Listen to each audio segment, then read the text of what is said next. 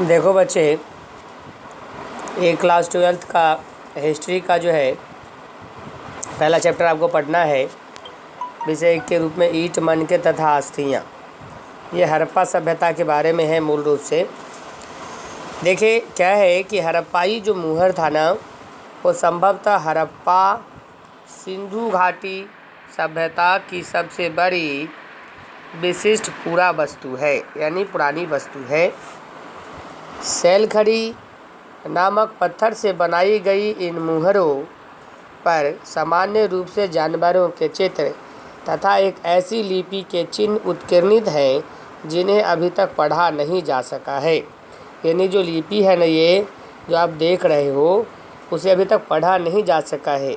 फिर भी हमें इस क्षेत्र में उस समय बसे लोगों के जीवन के विषय में, उनके द्वारा पीछे छोड़ी गई बस पूरा वस्तुओं, जैसे कि उनके आवास, मृदभांड जो मिट्टी के बर्तन हैं, आभूषण, औजारों तथा मुहरों।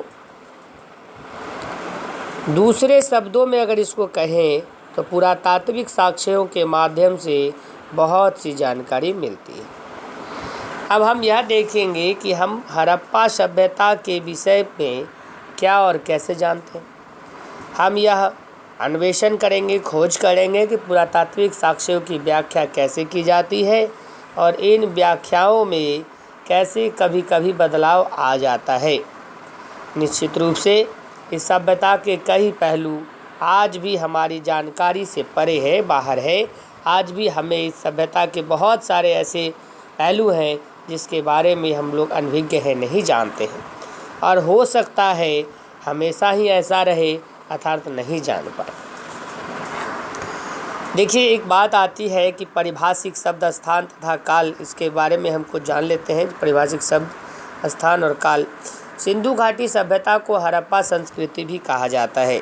आप समझ गए कि सिंधु घाटी सभ्यता ही हड़प्पा सभ्यता है, अर्थात हड़प्पा संस्कृति है। पुरातत्वविद, जो पुरातत्व को जानने वाले ज्ञात लोग हैं, जो पुरातत्व के ज्ञाता है, वो संस्कृति शब्द का प्रयोग पुरा वस्तुओं के ऐसे समूह के लिए करते हैं जो एक विशिष्ट शैली के होते हैं और सामान्यतया एक साथ एक विशेष भौगोलिक क्षेत्र तथा कालखंड से संबंध पाए जाते हैं। हड़प्पा सभ्यता के संदर्भ में इन विशिष्ट पुरा वस्तुओं में मुहरे, मनके, बात, पत्थर के फलक और पकी हुई ईंटें सम्मिलित हैं, जिसका आप पिक्चर भी देख रहे हैं। ये वस्तुएं अफ़गानिस्तान, जम्मू, बलूचिस्तान, बलूचिस्तान, पाकिस्तान तथा गुजरात जैसे क्षेत्रों में मिली है, जो एक दूसरे से लंबी दूरी पर स्थित है। इस सभ्यता का नामकरण हड़प्पा नामक स्थान, जहाँ यह संस्कृति पहली बार खोजी गई थी, के नाम पर किया गया है। यानी हड़प्पा नामक स्थल की खुदाई सबसे पहली की गई, इसीलिए इसका नामकरण भी हड़प्पा सभ्यता कर दिया गया, अर्थात इसका नाम हड़प्पा सभ्यता रखा गया। इस काल निर्धारण लगभग, इसका जो काल निर्धारण है वो लगभग 2600 और 1900 ईसा पूर्व के बीच का किया गया है। इस क्षेत्र में इस सभ्यता से पहले और बाद में भी संस्कृतियां अस्तित्व में थी, जिन्हें क्रमशः आरंभिक तथा परवर्ती हड़प्पा कहा जाता है। इन संस्कृतियों से हड़प्पा सभ्यता को अलग करने के लिए कभी कभी इसे विकसित हड़प्पा संस्कृति भी कहा जाता है। ये देखिए, ये खुदाई में मिले हुए पुरातत्व है, जो कि खुदाई में प्राप्त हुआ है, साक्ष्य के रूप में है।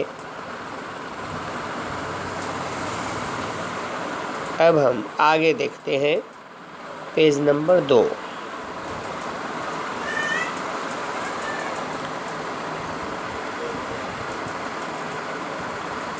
दूसरा पेज है कि BC का जो अर्थ होता है ना, अंग्रेजी में BC का अर्थ होता है बिफोर क्राइस्ट, अर्थात हिंदी में इसको कह लें ईसा पूर्व का तात्पर्य समझिए गए। बिफोर क्राइस्ट अर्थात ईसा पूर्व से है। कभी कभी आप तिथियों से पहले एडी। अभी एडी क्या है? हिंदी में इस एडी को हम ईस्वी लिखते हैं, अंग्रेजी में हम एडी लिखते हैं और हिंदी में हम ईस्वी लिखते हैं। अब देखिए इसमें क्या है, यह एडी का जो अर्थ है ना, एडी को एनो डोमिनी कहा जाता है, जो कि यह लैटिन शब्द है, जो दो लैटिन शब्दों से बना हुआ है। एनो डोमिनी अर्थात शॉर्ट फॉर्म में से एडी बोलेंगे।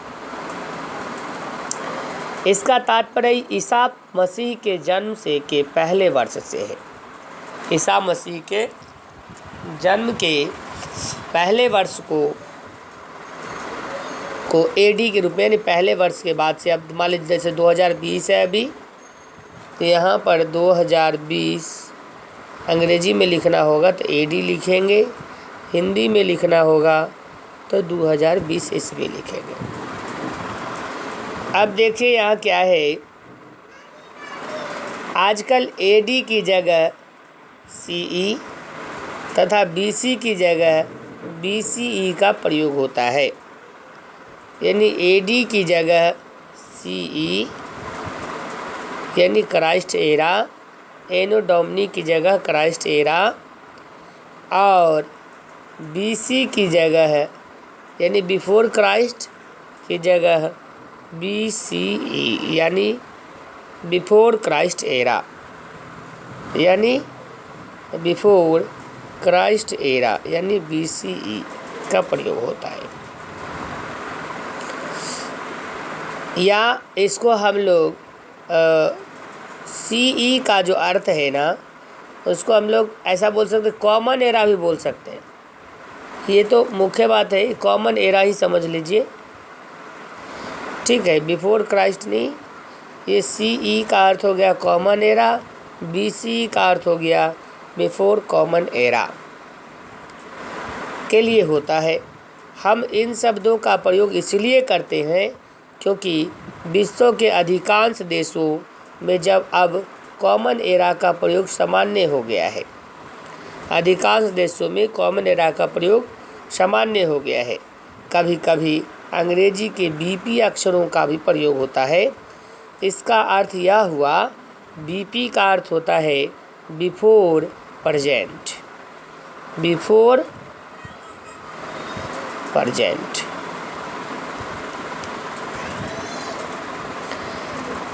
बिफोर प्रेजेंट, जिसका इस पुस्तक में हमने बीसी के लिए ईसा पूर्व, अर्थात इस पुस्तक में बीसी के जगह पर ईसा पूर्व और सी के लिए जो सीई जो कॉमन एरा बोले थे उसके जगह ईस्वी, तथा बीपी जिसको बोला गया बिफोर प्रेजेंट वर्तमान से पहले के लिए,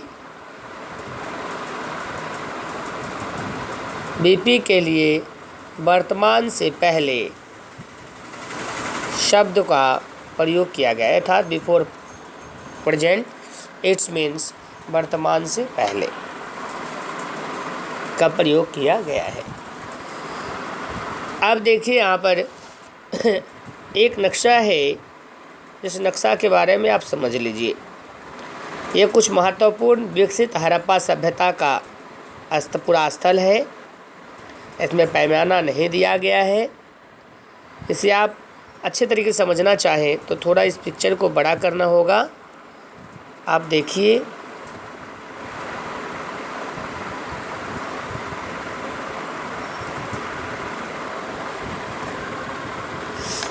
अब देखिए ये पिक्चर क्या है। इसमें देखिए ये भारत का नक्शा है। ये जो आप देख रहे हो ना, ये भारत की अंतर्राष्ट्रीय सीमाएं हैं जो पाकिस्तान से इधर से टच करती है, ठीक है। ऊपर अफ़गानिस्तान का भी एरिया पड़ता होगा, उससे ये सब टच कर रही है। देखिए ये हड़प्पा सभ्यता के जो पूरा स्थल है उसमें आप देख रहे हो चहुंदरो कहाँ है, पाकिस्तान में स्थित है। आमरी पाकिस्तान में है, बालाकोट पाकिस्तान में है। बालाकोट के बारे में आप भी जानते हो, है ना। जब सर्जिकल स्ट्राइक चला था तो बालाकोट का नाम प्रमुख रूप से आया था। मोहनजोदड़ो आप पाकिस्तान में देख रहे हो। इधर देखो आप, पाकिस्तान से सिंध नदी गुजर रही है। इधर ये झेलम है, ये चेनाब है, रावी है। यहाँ देखिए आप हड़प्पा है जो रावी नदी के किनारे है। सतलज नदी है। ये देखो मांडा है, मांडा जो कि भारत में पड़ता है। उसके बाद आप राखी गढ़ी आ जाओ, ये भी भारत का ही हिस्सा है।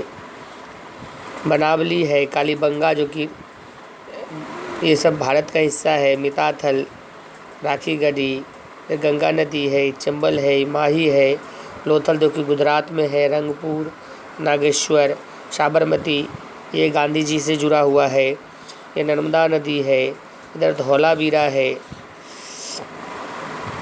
आप पाकिस्तान में जो देख रहे हो, पाकिस्तान में कौन कौन, चौंद्रो पाकिस्तान में देख रहे हो, धौलावीरा भारत में है। आमरी बालाकोट आप पाकिस्तान की तरफ है। मोहनजोदड़ो पाकिस्तान में है। हड़प्पा पाकिस्तान में है। झेलम, चेनाब, रावी नदियां हैं जो पाकिस्तान से होकर गुजर रही है। हड़प्पा भी रावी नदी के तट पर है। सतलज है, गंवेरी वाला है। अब इधर भारत की तरफ मांडा, राखी गढ़ी, बनावली, मिताथल, कालीबंगा, धौलावीरा, नागेश्वर, रंगपुर, लोथल ये सब भारत में है जो कि हड़प्पा के पूरा स्थल है। अब देखिए हम चलते हैं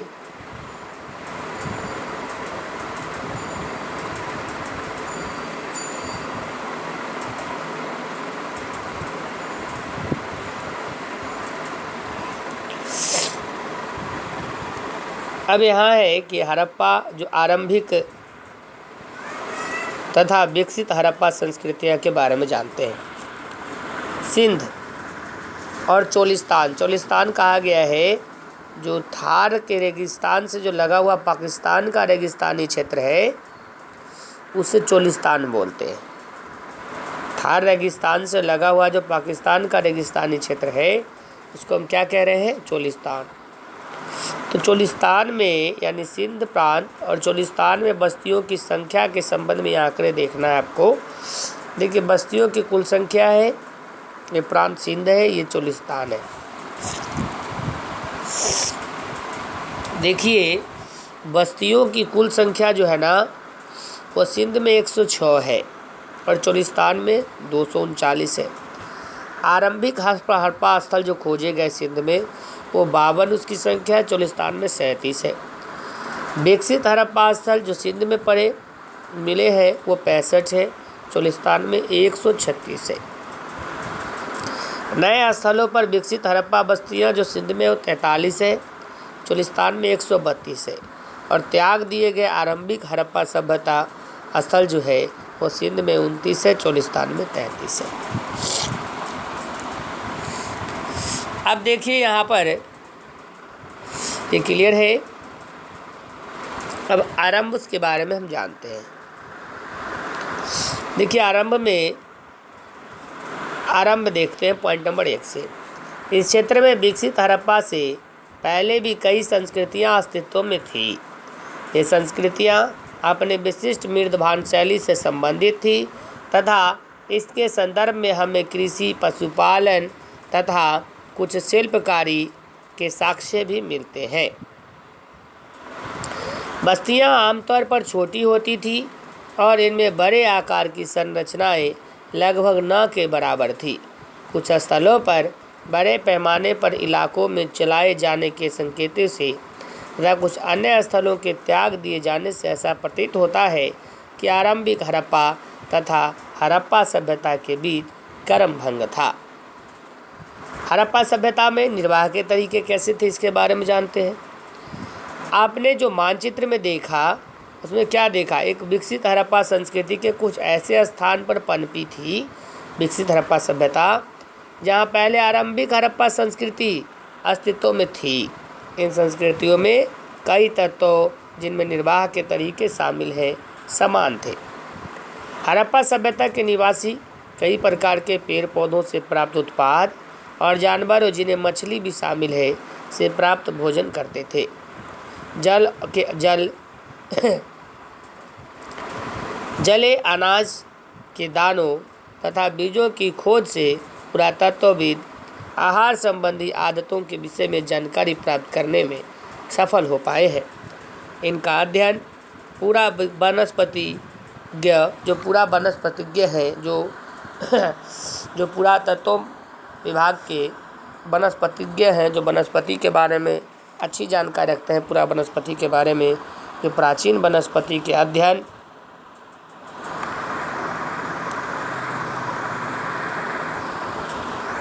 जो कि प्राचीन वनस्पति के अध्ययन के विशेषज्ञ होते हैं। हड़प्पा स्थलों से मिले अनाज के दानों में गेहूँ, जौ, दाल, सफ़ेद चना तथा तिल शामिल है। बाजरे के दाने गुजरात के स्थलों से प्राप्त हुए थे। चावल के दाने अपेक्षाकृत कम पाए गए। हड़प्पा स्थलों से मिली जानवरों की हड्डियों में मवेशियों, भेड़, बकरी, भैंस तथा सूअर की हड्डियां शामिल है। पूरा प्राणी विज्ञानियों अथवा जीव पुरातत्वविदों द्वारा किए गए अध्ययनों से संकेत मिलता है कि ये सभी जानवर पालतू थे। जंगली प्रजातियों जैसे वाराह यानी सूअर, हिरन तथा घड़ियाल की हड्डियां भी मिली है। हम यह नहीं जान पाए हैं कि हड़प्पा निवासी स्वयं इन जानवरों का शिकार करते थे अथवा अन्य आखेटक समुदायों से इनका मांस प्राप्त करते थे। मछली तथा पक्षियों की हड्डियां भी मिली है। कृषि प्रौद्योगिकी के बारे में जानते हैं। हालांकि अनाज के दानों से कृषि के संकेत मिलते हैं, पर वास्तविक कृषि विधियों के विषय में स्पष्ट जानकारी मिलना कठिन है। क्या जुते हुए खेतों में बीजों का छिड़काव किया जाता था? मुहरों पर किए गए रेखांकन तथा मृण मूर्तियाँ यह इंगित करती हैं कि वृषभ के विषय में जानकारी थी, और इस आधार पर पुरातत्वविद यह मानते हैं कि खेत जोतने के लिए बैल का प्रयोग होता था। साथ ही चोलिस्तान के कई स्थलों और बनावली जो कि हरियाणा में है से मिट्टी से बने हल के प्रतिरूप मिले हैं। इसके अतिरिक्त पुरातत्वविदों को कालीबंगन जो कि राजस्थान में है नामक स्थान पर जुते हुए खेत के भी साक्ष्य मिले हैं, जो आरंभिक हड़प्पा स्तरों से संबद्ध है। इस खेत में हल रेखाओं के दो समूह एक दूसरे को समकोण पर काटते हुए विद्यमान थे, जो दर्शाते हैं कि एक साथ दो अलग अलग फसलें उगाई जाती थी। पुरातत्वविदों ने फसलों की कटाई के लिए प्रयुक्त औजारों को पहचानने का भी प्रयास किया है तथा हड़प्पा सभ्यता के लोग लकड़ी के हाथों में बिठाए गए पत्थर के फलकों का प्रयोग करते थे या फिर वे धातु के औजारों का प्रयोग करते थे। अधिकांश हड़प्पा स्थल अर्ध शुष्क क्षेत्रों में स्थित है, जहां संभवतः कृषि के लिए सिंचाई की आवश्यकता पड़ती होगी।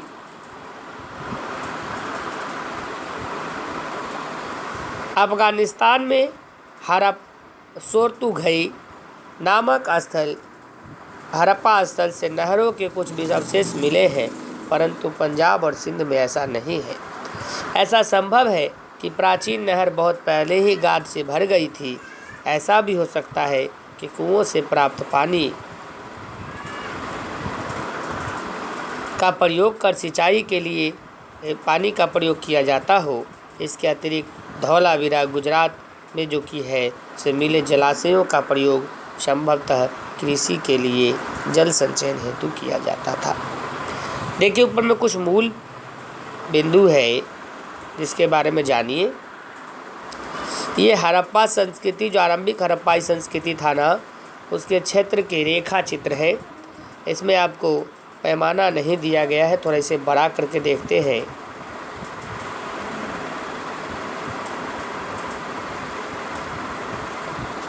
देखिए इसमें क्या है, ये दम्बसादात, कुर्दीजी, सिंध, सिसबल, अमरीनाल, यहाँ पर हड़प्पा संस्कृति के कुछ क्षेत्र हैं जो आप देख रहे हैं। ये सब क्षेत्र, ये सब हड़प्पा संस्कृति के ही क्षेत्र हैं। जैसे देखिए यहाँ पे भारत का भी कुछ हिस्सा है इसमें, देख रहे हैं पाकिस्तान वगैरह में ज़्यादा है, कुछ भाग अफ़गानिस्तान में भी है ना ये सब। चलिए आगे देखते हैं। ये जो है, ये जो आप देख रहे हैं, ये पकी मिट्टी से बना बिरसब है कि साक्ष्य प्राप्त हुए हैं। ठीक है, जिसे अंदाज़ा लगाया जाता है कि हड़प्पा सभ्यता के लोग खेत की जुताई के लिए इस बिरसब यानी बैलों का प्रयोग करते थे। और यहाँ आप देखते हैं कि मानचित्र जो ये 1.3 जो देख रहे हो आप, आपस में तुलना करना है। इन्हें बस्तियों के विवरण, समानताओं और असमानताओं की सूची बनानी है। वो तो खैर आप बैठ के बना सकते हो, कर सकते हो। चलिए अगले पॉइंट पे हम लोग चलते हैं, नेक्स्ट देखते हैं। नेक्स्ट देखिए, ये कुछ जो है धातु के औजार प्राप्त हुए हैं हड़प्पा से। धातु के औजार है। इन औजारों को देख करके आपको लगता है ना कि इन औजारों का प्रयोग फसल कटाई के लिए किया जाता होगा, ऐसा लगता है देखने में। अब वो तो आप तय करेंगे। चित्र देखिए 1.5 में। इसमें आपको यहाँ देखिए, इसमें आप ये धौलावीरा से मिला जलाशय है। धौलावीरा से जलाशय मिले हैं। इसमें इसके राजगिरी कार्य पर ध्यान देना है आपको। देखिए किस तरीके से इसकी बनावट वगैरह है। आप देख रहे हैं यहाँ पे गड्ढा टाइप का बना हुआ है, सीढ़ी है चढ़ने के लिए, इसका प्रयोग हो सकता है। ये जलाशय का प्रयोग जो है वो सिंचाई, घरेलू उपयोग, स्नान करने, ई सब आदि के लिए किया जाता होगा।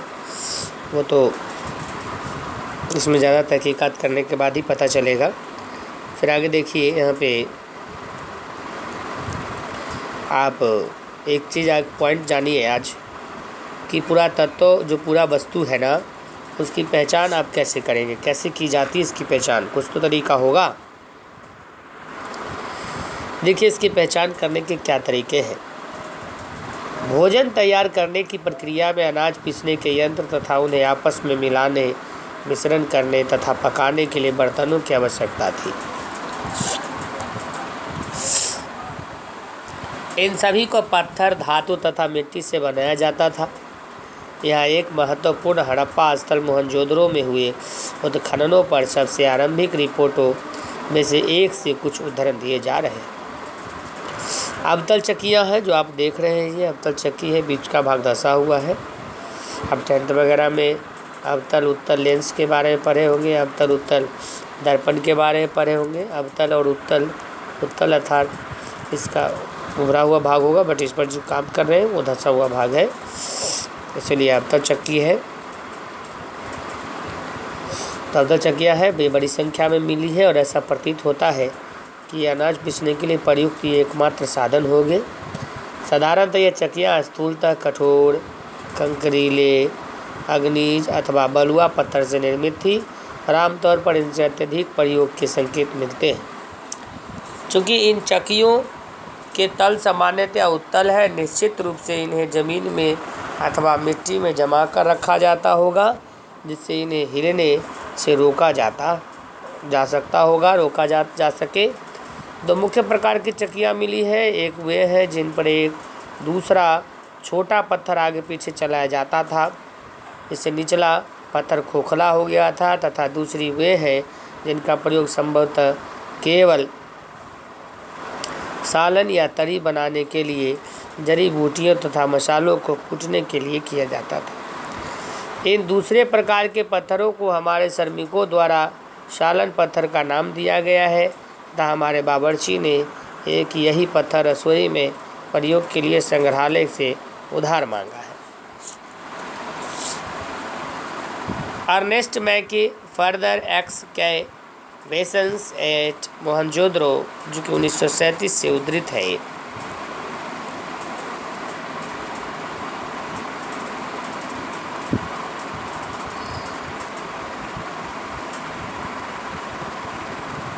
ये आप अवतल चक्की देख रहे हैं। पुरातत्वविद वर्तमान समय की तुलनाओं में समझने का प्रयास करते हैं कि प्राचीन पुरावस्तु किस प्रयोग में लाई जाती थी। मैके खोजी गई वस्तु की तुलना आजकल की चक्कियों से कर रहे थे। ये उपयोगी नीति है, ये तो आप सोचेंगे। चलिए नेक्स्ट पॉइंट।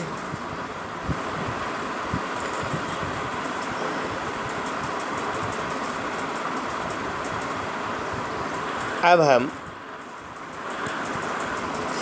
मोहनजोदड़ो के बारे में जानते हैं, जो कि मोहनजोदड़ो एक नियोजित शहरी केंद्र है। माना जाता है कि एक नियोजित शहरी केंद्र थी हड़प्पा सभ्यता की। और हड़प्पा सभ्यता संभवतः हड़प्पा सभ्यता का सबसे अनूठा पहलू शहरी केंद्र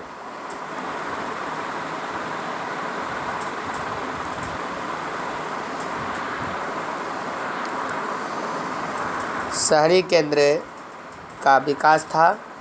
आइए ऐसे ही एक केंद्र मोहनजोदड़ो को और सूक्ष्मतर से देखते हैं, गहराई से देखते हैं। हालांकि मोहनजोदड़ो सबसे प्रसिद्ध पुरा स्थल है। सबसे पहले खोजा गया स्थल हड़प्पा था। बस्ती दो भागों में विभाजित है, आप देख रहे हैं। एक बस्ती इधर है, एक दुर्ग है इधर, इस तरफ एक निचला शहर है। दो भागों में विभाजित है और एक छोटा लेकिन ये ऊंचाई पर स्थित है, तथा दूसरा अधिक बड़ा है लेकिन नीचे बनाया गया है। पुरातत्वविद देखिए इसको अच्छे तरीके से हम लोग देखते हैं। ये मोहनजोदड़ो का नक्शा है। निचला दुर्ग किस प्रकार से भिन्न है आप देख रहे हैं। अब ये दुर्ग है, ये देखिए यहाँ ACC क्षेत्र है, L क्षेत्र है। ये पुरातत्वविद इसके अध्ययन के दृष्टिकोण से इन्हें अपने अपने क्षेत्र पाता है। पुरास्थल 2 SD क्षेत्र, IAREM क्षेत्र। पुरास्थल नंबर 3 देखिए, ये निचला शहर है, ये जो आप देख रहे हो निचला शहर है। HRA क्षेत्र, HRB क्षेत्र, GFD क्षेत्र, DKG दक्षिणी का हिस्सा, DKG उत्तरी हिस्सा, आभूषण खाई ब्लॉक, ये सब आप देख पा रहे हो। नक्शे पर रोमन लिपि के अक्षर उन विविध पुरातत्वविदों के नामों का संकेत करते हैं जिन्होंने मोहनजोदड़ो के विविध क्षेत्रों में खुदाई करवाई थी। ये सब उनका हिस्सा है, ठीक है। ये DKG का उत्तरी क्षेत्र है, दक्षिणी हिस्सा है। GFD क्षेत्र है, ये ACC इन्हें करवाया था उनका क्षेत्र है, L क्षेत्र है। ये REM क्षेत्र है, इस तरीके से SD क्षेत्र है, आप देख पा रहे हो। आप यहाँ पर देखो। और HRA क्षेत्र, ये मोनियर क्षेत्र है। DKA क्षेत्र, DKC क्षेत्र, DKB क्षेत्र इन लोगों ने खुदाई कराई थी, ये सब का हिस्सा है। ये BSB क्षेत्र है, BSB ने महोदय ने खुदाई कराई होगी, उनके नाम पे ये रहा। अब चलिए आगे तरफ देखते हैं।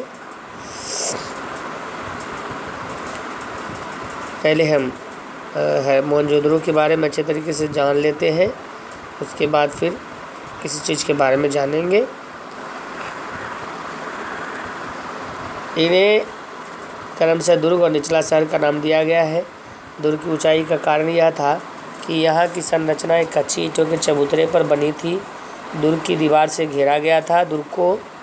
इसका अर्थ है कि इससे निचले शहर से अलग कर दिया गया था। निचला शहर भी दीवार से घेरा गया था। इसके अतिरिक्त कई भवनों को ऊंचे चबूतरों पर बनाया गया था जो नींव का कार्य करते थे। अनुमान लगाया गया है कि यदि एक श्रमिक प्रतिदिन 1 घनीय मीटर मिट्टी ढोता होगा तो मात्र आधारों को बनाने के लिए ही 40 लाख श्रमिक दिवसों अर्थात बहुत बड़े पैमाने पर श्रम की आवश्यकता पड़ी होगी। अब कुछ और देखिए। एक बार चबूतरों के यथास्थान बनने के बाद शहरों का सारा भवन निर्माण कार्य चबूतरों पर एक निश्चित क्षेत्र तक सीमित था। इसलिए ऐसा प्रतीत होता है कि पहले बस्ती का नियोजन किया गया था और फिर उसके अनुसार कार्यान्वयन। नियोजन के अन्य लक्षणों में ईंटें शामिल है जो भले ही धूप में सुखाकर अथवा भट्ठी में पकाकर बनाई गई हो, एक निश्चित अनुपात की होती थी, जहाँ लंबाई चौड़ाई और ऊंचाई की 4 गुनी लंबाई चौड़ाई ऊंचाई की क्रम से 4 गुनी 3 गुनी 4 गुनी 2 गुनी होती थी। लंबाई और चौड़ाई ऊंचाई की क्रम से 4 गुनी, यानी जितना मान लीजिए ऊंचाई अगर आप 1 इंच मान लीजिए तो उसका जो है सो लंबाई जो था वो 4 इंच था और उसकी जो चौड़ाई थी ना वो 2 इसका 2 गुना था अर्थात 2 इंच था। इस प्रकार की ईंटें सभी हड़प्पा बस्तियों में प्रयोग में लाई गई थी। अब देखिए यहाँ पर एक बात और है, इसे हम थोड़ा सा और इधर देखते हैं हड़प्पा की दुर्दशा के बारे में। हड़प्पा की दुर्दशा। हालांकि हड़प्पा सबसे पहले खोजा गया स्थल था। इसे ईंट चुराने वालों ने बुरी तरह से नष्ट कर दिया था। 1875 में ही भारतीय पुरातत्वविद सर्वेक्षण के पहले जनरल अलेक्जेंडर कनिंघम, जिन्हें सामान्यतः भारतीय पुरातत्व का जनक भी कहा जाता है, ने लिखा था कि प्राचीन स्थल से ले जाई गई मिट्टी की मात्रा लगभग 100 मील लंबी लाहौर तथा मुल्तान के बीच की रेल पटरी के लिए ईंटें बिछाने के लिए पर्याप्त थी। इस प्रकार इस स्थल की कई प्राचीन संरचनाएं नष्ट कर दी गई। इसके विपरीत मोहनजोदड़ो कहीं बेहतर संरक्षित था। अब देखिए इसमें नालों के निर्माण के बारे में हम लोग जानते हैं। देखिए नाला है मोहनजोदड़ो की एक नाली और इसे के विशाल प्रवेश द्वार है जो कि आप देख पा रहे हो, है ना। और इसे देखो नालों का निर्माण किस तरीके से था, उसके बारे में हम लोग जानते हैं। नालों का निर्माण हड़प्पा शहरों की सबसे अनूठी विशेषताओं में से एक ध्यानपूर्वक नियोजित जल निकास प्रणाली थी। यदि आप निचले शहर के नक्शे को देखें तो आप यह जान पाएंगे कि सड़कों तथा गलियों को लगभग एक ग्रिड पद्धति में बनाया गया था और ये एक दूसरे को समकोण पर काटती थी। ऐसा प्रतीत होता है कि पहले नालियों के साथ गलियों को बनाया गया था और फिर उनके अगल बगल आवासों का निर्माण किया गया था। यदि घरों के गंदे पानी को गलियों की नालियों से जोड़ना था तो प्रत्येक घर का कम से कम एक दीवार का गली से सटा होना आवश्यक था, जरूरी था। देखिए दुर्ग के बारे में जानते हैं। हालांकि अधिकांश हड़प्पा बस्तियों में एक छोटा ऊंचा पश्चिमी तथा एक बड़ा लेकिन निचला पूर्वी भाग है। इस पर नियोजन में विविधताएं भी है। धौलावीरा तथा लोथल गुजरात जैसे स्थलों पर पूरी बस्ती की किलेबंदी थी तथा शहर के कई हिस्से भी दीवारों से घेर कर अलग किए गए थे। लोथल में दुर्ग दीवार से घिरा तो नहीं था पर कुछ ऊंचाइयों पर बना गया था। अब देखिए यहाँ गृह स्थापत्य के बारे में हम लोग जानते हैं।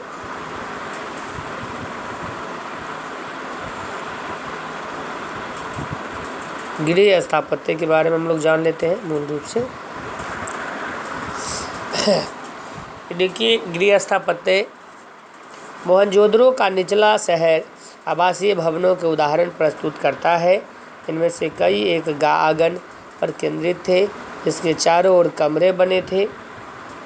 संभवतः आंगन खाना पकाने और कटाई करने जैसी गतिविधियों का केंद्र था, खास तौर से गर्म और शुष्क मौसम। जहां एक अन्य रोचक पहलू लोगों द्वारा अपनी एकांतता को दिया जाने वाला महत्व था। भूमि तल पर बनी दीवारों में खिड़कियां नहीं है। इसके अतिरिक्त मुख्य द्वार से आंतरिक भाग अथवा आंगन को सीधा अवलोकन नहीं होता है। हर घर का ईंटों के फर्श से बना अपना एक स्नाना घर होता था जिसकी नालियां दीवार के माध्यम से एक की नालियों से सड़क की नालियों से जुड़ी हुई थी। कुछ घरों में दूसरे तलिया छत पर जाने हेतु बनाई गई सीढ़ियों के अवशेष मिले थे।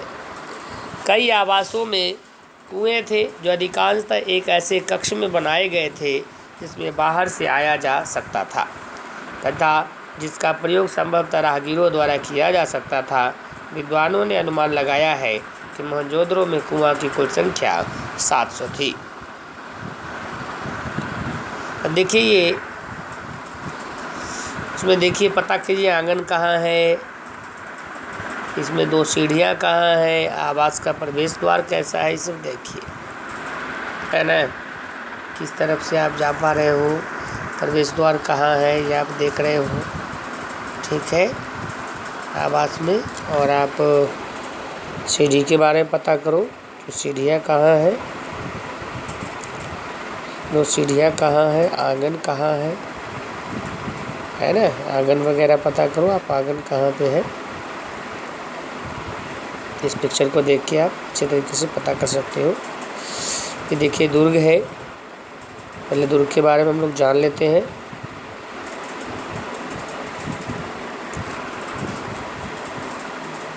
ये देखिए दुर्ग है,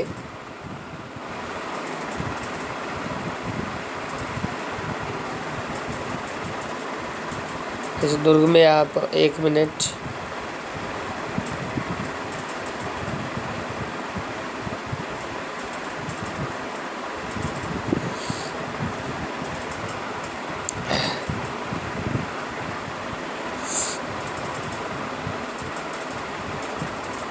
एक पॉइंट है, दुर्ग से पहले हम लोग जान लेते हैं कि अब तक खोजी गई प्राचीनतम प्रणाली के बारे में हम लोग जान लेते हैं। नालियों के विषय में मैके लिखते हैं कि निश्चित रूप से यह अब तक खोजी गई सर्वथा संपूर्ण प्राचीन प्रणाली है, सबसे पुरानी प्रणाली है। हर आवास गली की नालियों से जोड़ा गया है, गली को नालियों से जोड़ा गया था और मुख्य नाले गारे में जमाई गई ईंटों से बने थे और इन्हें ऐसी ईंटों से ढका गया था जिन्हें सफाई के लिए हटाया जा सके। कुछ स्थानों पर ढकने के लिए चूना पत्थर की पट्टिका का प्रयोग किया गया था। घरों की नालियां पहले एक हौदी या मलकुंड में खाली होती थी, जिसमें ठोस पदार्थ जमा हो जाता था और गंदा पानी गली की नालियों में बह जाता था। बहुत पहले बहुत लंबे नालों में कुछ अंतरालों पर सफाई के लिए हौदियाँ बनाई गई थी, जो कि आज भी आपको देखने को मिलता है शहरों में। यह पुरातत्व का एक अजूबा ही मलबे, मुख्यतः रेत के छोटे छोटे ढेर, सामान्यतः निकासी के नालों के अगल बगल पड़े मिले हैं, दर्शाते हैं कि नालों की सफाई के बाद कचरे को हमेशा हटाया नहीं जाता था। अर्नेस्ट मैके अर्ली इंडस सिविलाइजेशन 1948 जल निकासी प्रणालियाँ केवल बड़े शहरों तक ही सीमित नहीं थी, बल्कि ये कई छोटी बस्तियों में भी मिली थी। ऐसा अर्ली इंडस सिविलाइजेशन 1948 में प्रकाशित हुआ था, जो कि अर्नेस्ट मैके ने किया था। उसमें लिखा गया है, उदाहरण के लिए लोथल में आवासों के निर्माण के लिए जहां कच्ची ईंटों का प्रयोग हुआ था, वही नालियों पक्की ईंटों से बनाई गई थी।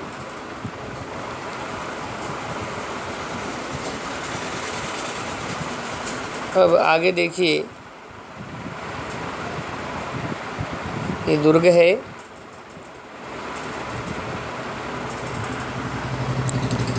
दुर्ग के बारे में जानिए। दुर्ग पर हमें ऐसे संरचनाओं के साक्ष्य मिलते हैं इसमें, जिनका प्रयोग संभवतः विशिष्ट सार्वजनिक प्रयोजनों के लिए किया जाता था। इनमें एक माल गोदाम एक ऐसी विशाल संरचना है जिसकी ईंटों से बने केवल निचले हिस्से शेष है, जबकि ऊपरी हिस्से जो संभवतः लकड़ी से बने थे बहुत पहले नष्ट हो गए थे। और विशाल स्नानागार सम्मिलित है। विशाल स्नानागार आंगन में बना एक आयताकार जलाशय है, जो चारों ओर से एक गलियारे से घिरा हुआ है। जलाशय के तल तक जाने के लिए इसके उत्तरी और दक्षिणी भाग में 2 सीढ़ियाँ बनी थी। जलाशय के किनारों पर ईंटों को जमाकर तथा जिप्सम के गारे के प्रयोग से इसे जलबद्ध किया गया था। इसके तीनों ओर एक कक्ष बने हुए थे, जिनमें से एक में एक बड़ा कुआं था। जलाशय से पानी एक बड़े नाले में बहकर जाता था। इसके उत्तर में एक गली के दूसरी ओर एक अपेक्षाकृत छोटी संरचना थी, इसमें 8 स्नान घर बनाए गए थे। एक गलियारे के दोनों ओर 4-4 स्नान घर बने थे। प्रत्येक स्नान घर से नालियाँ गलियारे के साथ साथ बने एक नाले में मिलती थी। इस संरचना का एक अनोखापन तथा दुर्ग क्षेत्र में कई विशिष्ट संरचनाओं के साथ इनके मिलने से इस बात का स्पष्ट संकेत मिलता है कि इसका प्रयोग किसी विशेष प्रकार के अनुष्ठानिक स्नान के लिए किया जाता था।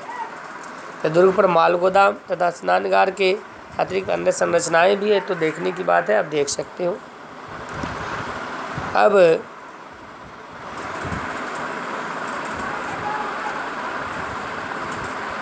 आगे देखिए, एक तांबे का दर्पण मिला है। हम सामाजिक भिन्नताओं का भी अवलोकन करते हैं। ये आप देख पा रहे हो, ये तांबे का दर्पण है है ना। और इसमें देखिए फिर आगे सामाजिक भिन्नताओं का अवलोकन करिए। सबसे पहला पॉइंट आता है स्वाधान। स्वाधान के बारे में जानते हैं। स्वाधान पुरातत्वविद यह जानने के लिए कि क्या किसी संस्कृति विशेष में रहने वाले लोगों के बीच सामाजिक तथा आर्थिक भिन्नताएं थी, सामान्यतः कई विधियों का प्रयोग करते हैं। इन्हीं विधियों में से एक स्वाधानों का अध्ययन है।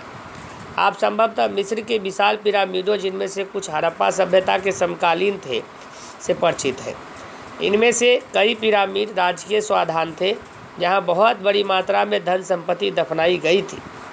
हड़प्पा स्थलों से मिले स्वाधानों में आमतौर पर मृतकों को गड्ढों में दफनाया जाता था, गड्ढे में दफनाए जाते थे। कभी कभी स्वाधान गर्त की बनावट एक दूसरे से भिन्न होती थी। कुछ स्थानों पर गर्त की सतहों पर ईंटों की चिनाई की गई थी। क्या ये विविधताएं सामाजिक भिन्नताओं की ओर संकेत करती है, यह कहना कठिन है।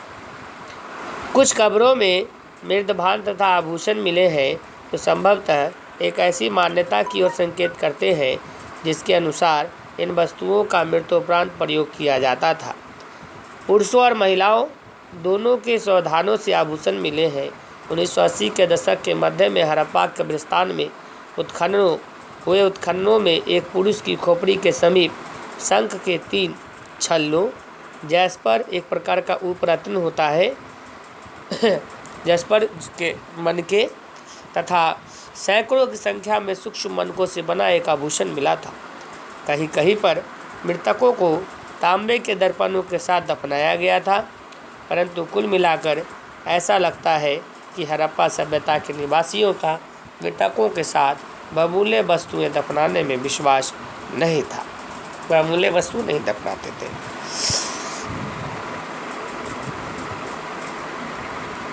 अब इधर देखिए, जो विलासिता की वस्तुओं की खोज है उसके बारे में जानते हैं। सामाजिक भिन्नता को पहचानने की एक अन्य विधि है ऐसी पुरावस्तुओं का अध्ययन, जिन्हें पुरातत्वविद मोटे तौर पर उपयोगी तथा विलास की वस्तुओं में वर्गीकृत करते हैं। पहले वर्ग में रोजमर्रा के उपयोग की वस्तुएं सम्मिलित है, जिन्हें पत्थर अथवा मिट्टी जैसे सामान्य पदार्थों से आसानी से बनाया जा सकता है। इनमें चकियाँ, मृदभान, सुइयाँ, झावा आदि शामिल हैं। ये वस्तुएं सामान्य रूप से बस्तियों में सर्वत्र पाई गई हैं। पुरातत्वविद उन वस्तुओं को कीमती मानते हैं जो दुर्लभ हो अथवा महंगी, स्थानीय स्तर पर अनुपलब्ध पदार्थों से अथवा जटिल तकनीकों से बनी हो।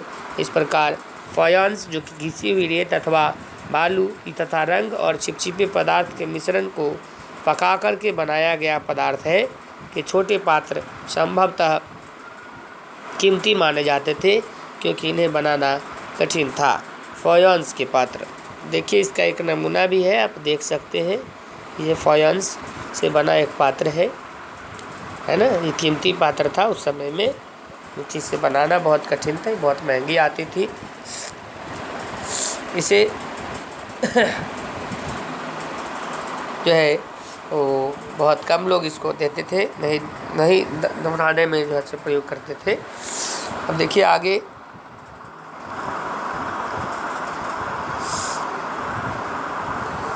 और आगे देखिए, स्थिति तब जटिल हो जाती थी जब हमें रोज़मर्रा के प्रयोग की वस्तुएं जैसे तकलियाँ, जो फायंस जैसे दुर्लभ पदार्थों से बनी मिलती है, क्या हम इनका वर्गीकरण उपयोगी या फिर विलास की वस्तुओं के रूप में करें। यदि हम ऐसी पुरावस्तुओं के वितरण का अध्ययन करें तो हम पाते हैं कि महंगे पदार्थों से बनी दुर्लभ वस्तुएं सामान्यतः मोहनजोदड़ो और हड़प्पा जैसी बड़ी बस्तियों में केंद्रित है, और छोटी वस्तुओं में ये बिरले ही मिलती है। उदाहरण के लिए फायंस से बने लघु पात्र तो संभवतः सुगंधित द्रव्यों के पात्रों के रूप में प्रयुक्त होते थे, अधिकांशतः मोहनजोदड़ो और हड़प्पा से मिले हैं, और कालीबंगन जैसी छोटी वस्तुओं से बिल्कुल नहीं। सोना भी दुर्लभ तथा संभवतः आज की तरह कीमती था। हड़प्पा स्थलों से मिले सभी स्वर्णाभूषण संचयों से प्राप्त हुए थे, जहाँ पर संचय किया गया था वहाँ से प्राप्त हुए थे, बल्कि गर्तों और दफनाई गई जो साधारण जो शव को दफनाए जाते थे कब्रों में वहाँ से नहीं मिली थी। देखिए आगे यहाँ पे संचय शब्द जो है और लोगों द्वारा सावधानी पूर्वक अधिकांशतः पात्रों जैसे कि घरों में रखी गई वस्तुओं के लिए प्रयुक्त किया जाता है। इसे ऐसे संचय आभूषणों के हो सकते थे अथवा धातु कर्मियों द्वारा पुनः प्रयोग के लिए संभाल कर रखी गई धातुओं के, यदि किसी कारणवश मूल स्वामियों ने इन्हें पुनः प्राप्त नहीं किया तो ये तब तक अपने स्थान पर ही रहते हैं जब तक कोई पुरातत्वविद इन्हें खोज नहीं निकालता। अब देखिए आजकल क्या चर्चा होती है। आधुनिक से प्रचलित मृतकों के अंतिम संस्कार की विधियों पर आपको चर्चा करना है। ये किस सीमा तक सामाजिक भिन्नताओं को परिलक्षित करती है, इसके बारे में पता करिए। चलिए आगे देखते हैं।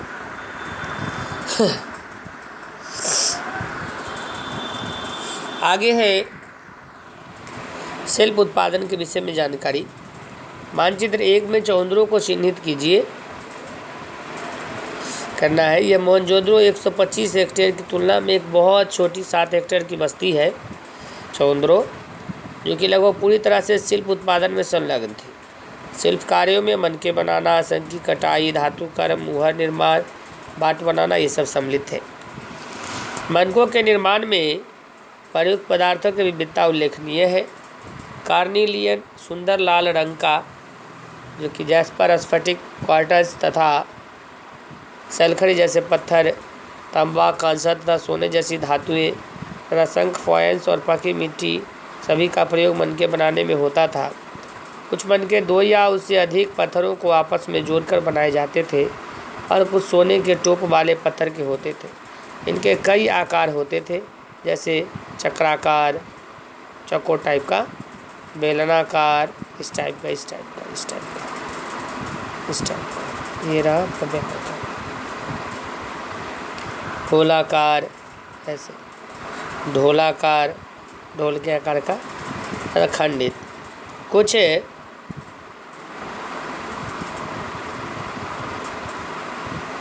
आप औजार और मनके देख रहे हो, आप ये औजार देख रहे हो, ये मनके हैं, सब देख रहे हो। देखिए जो कुछ को उत्कीर्णन या चित्रकारी के माध्यम सजाया गया था और कुछ पर रेखा चित्र उकेरे गए थे। मनके बनाने की तकनीकों में प्रयुक्त पदार्थों के अनुसार भिन्नताएं थी। सैलखड़ी जो कि एक बहुत मुलायम पत्थर है, पर आसानी से कार्य हो जाता था। कुछ मनके सैलखड़ी चूर्ण के लेप को सांचे में ढालकर तैयार किए जाते थे। इससे ठोस पत्थरों से बनने वाले केवल ज्यामितीय आकारों के विपरीत कई विविध आकारों के मनके बनाए जा सकते थे। सैलखड़ी के सूक्ष्म मनके कैसे बनाए जाते थे, यह प्रश्न प्राचीन तकनीकों का अध्ययन करने वाले पुरातत्वविदों के लिए एक पहेली बना हुआ है। पुरातत्वविदों द्वारा किए गए प्रयोगों ने यह दर्शाया है कि कार्निलियन का रंग, लाल रंग, पीले रंग के कच्चे माल तथा उत्पादन के विभिन्न चरणों में मनकों को आग में पकाकर प्राप्त किया जाता था। पत्थर के पिंडों को पहले अपरिष्कृत आकारों में तोड़ा जाता था और फिर बारीकी से सल्क निकालकर इन्हें अंतिम रूप दिया जाता था। घिसाई, पॉलिश और इनमें छेद करने के साथ ही यह प्रक्रिया पूरी होती थी। चहुंद्रो, लोथल और हाल ही में धौलावीरा से छेद करने के विशेष उपकरण मिले हैं। यदि आप मानचित्र 1 में नागेश्वर तथा बालाकोट को चिन्हित करें तो आप पाएंगे कि ये दोनों बस्तियां समुद्र तट के समीप स्थित हैं। ये शंख से बनी वस्तुओं जिनमें चूड़ियाँ, करछियाँ तथा पच्चीकारी की वस्तुएं सम्मिलित है के निर्माण के विशिष्ट केंद्र थे, जहाँ से यह माल दूसरी बस्तियों तक ले जाया जाता था।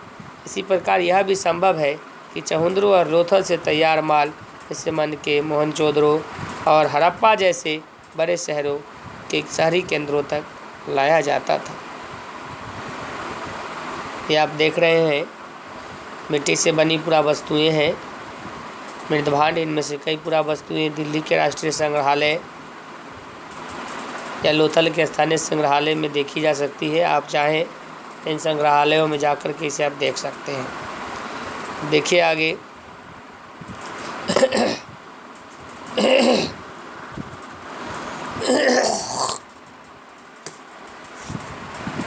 यहाँ आप देख रहे हैं ये मेन मूर्ति है जो मिट्टी की बनी हुई है, मिट्टी की बनी मृत मूर्ति है।